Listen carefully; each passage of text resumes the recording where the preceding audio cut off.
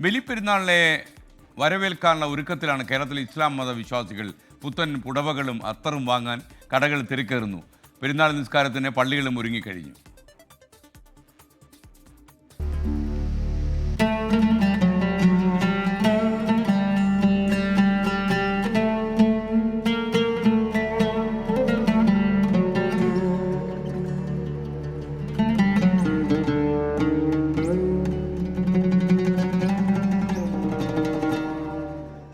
ബലിപെരുന്നാൾ ആഘോഷത്തിനുള്ള ഒരുക്കങ്ങളാണ് എങ്ങും. പുതിയ വസ്ത്രങ്ങളണിഞ്ഞും മൈലാഞ്ചിയിട്ടും പെരുന്നാളിനെ വരവേൽക്കാനുള്ള തയ്യാറെടുപ്പ്. എല്ലാവരും കുടുംബത്തോടെ എത്തുന്നതിനാൽ വ്യാപാര സ്ഥാപനങ്ങളിൽ വൻ തിരക്ക്.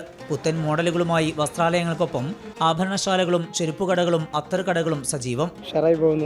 എല്ലാ തിരക്കും കാര്യങ്ങളൊക്കെ ആയിട്ട് അങ്ങനെ എല്ലാവരും മാതിരി തന്നെ പർച്ചേസിങ്ങിലാണ്. ഇവിടെ വന്ന എല്ലാവർക്കും എല്ലാം കിട്ടും, അതാണ് ഒരു പ്രത്യേകത. ഷർട്ട്, പാൻറ്, ചുരിദാർ, പർദ്ദ, സാരി തുടങ്ങി എല്ലാത്തിനും ആവശ്യക്കാരുണ്ട്.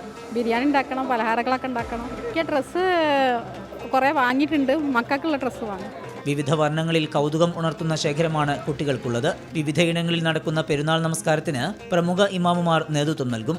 പ്രവാചകൻ ഇബ്രാഹിമിന്റെയും മകൻ ഇസ്മായിലിന്റെയും ത്യാഗസ്മരണകളുമായി വിശ്വാസികൾ പെരുന്നാളിനുള്ള ഒരുക്കത്തിലാണ്. ബലികർമ്മങ്ങൾക്കുള്ള ഒരുക്കങ്ങളും തകർത്തി. കോഴിക്കോട് നിന്ന് ഷിജു ചവർക്കൊപ്പം സമീസ് മുഹമ്മദ്, 24.